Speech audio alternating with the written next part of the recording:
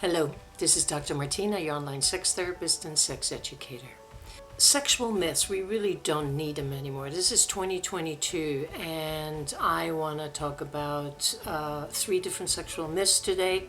I want to tell the truth about them, so hopefully you can learn and then pass on this knowledge so we can release some of those restrictions we have around our sexual choices. One is about masturbation, the other one about female orgasm, and the third one about kinky sex.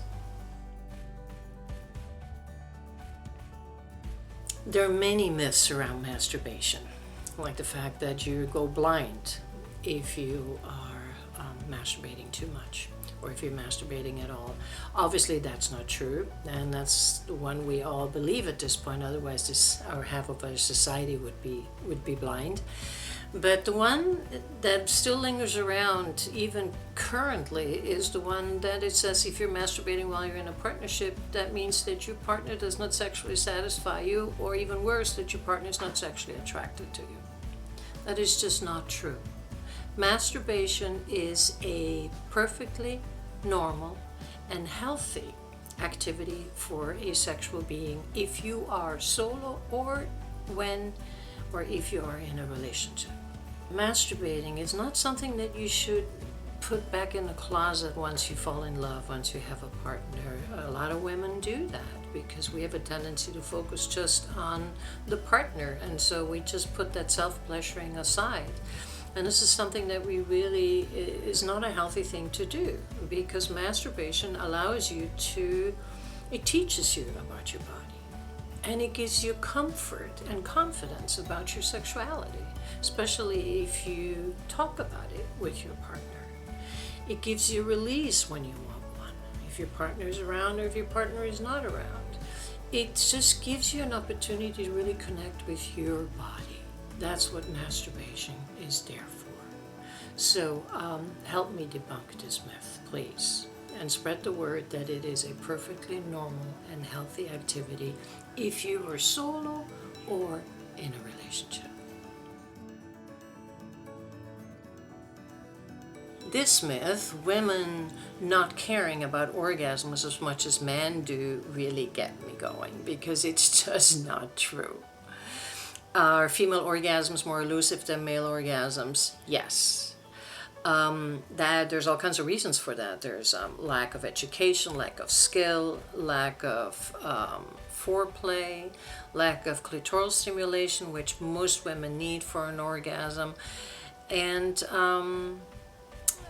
lack of confidence of the women that yes, they can achieve an orgasm, and yes, it can be learned, because they've given up on it.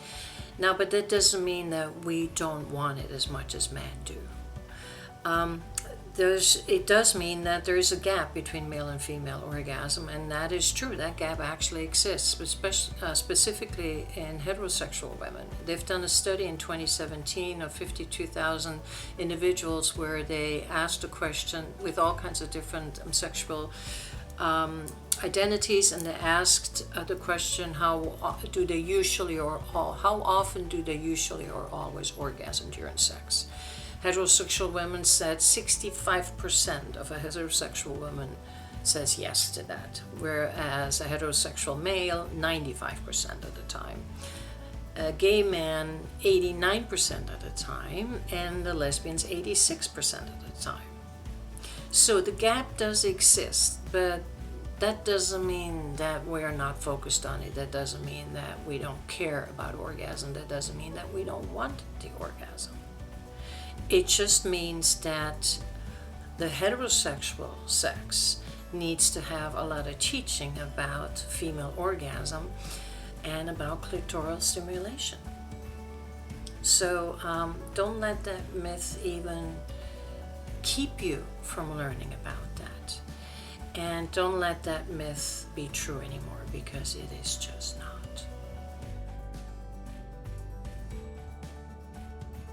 Being into kink makes you abnormal or sexually deviant. That is the third myth. I mention it, even so, this myth is getting a lot of help from got a lot of help from the popularity of 50 Shades of Grey. People actually have realized that what they're doing already in bed has some, they thought it was vanilla sex, but it already has some role playing and maybe a little spanking, a little bondage, a little blindfolding in it.